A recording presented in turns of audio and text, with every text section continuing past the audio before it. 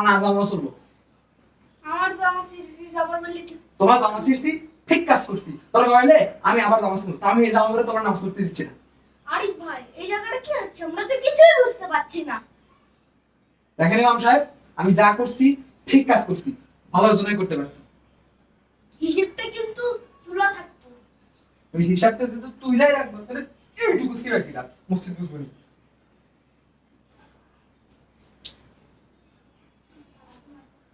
আরিফ ভাই, আপনার মসজিদটার ভিতরে এইরকম বেয়াদবি করা ঠিক হয়?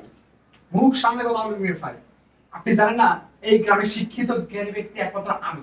কত যে শিক্ষিত আমার ভালোই জানা আছে। পাঞ্জাবিটা বেশ ভালোই, শ্বশুর ঠিক হলো। আজকে তোমারে পাইছি জান, আমার জামা ছিল না।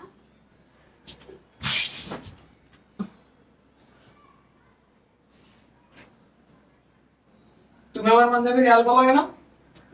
এখন দেখ কেমন লাগি সে তো তুই আমার ভাড়া উঠছে আমার জামা ছিল।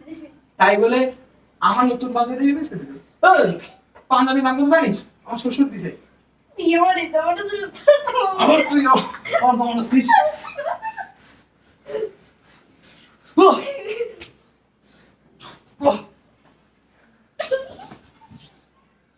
ও দেখানি উনি হ্যাঁ দেখে নি তা। তুই আমার নতুন জামা ছিসিস না, আমার শ্বশুরের পাঞ্জাবি ছিসিস, তোরা আজকে আমি দেখে নিব।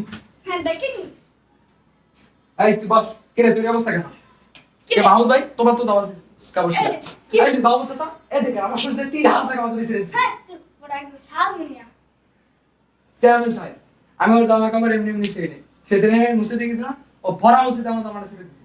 চেয়ারম্যান চাচা, আমি এই গ্রামের শিক্ষিত জ্ঞানী ব্যক্তি একমাত্র শুধু আমি কোনো কাজ এমনি এমনি করি না, নিশ্চয়ই এর পিছনে কোনো কারণ আছে।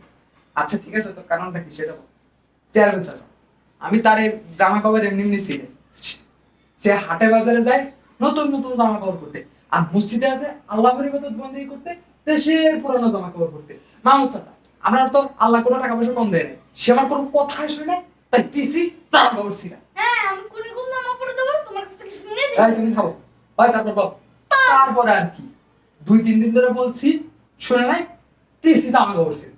তো বড় শিক্ষা হয়। ও তাহলে এই ব্যাপার।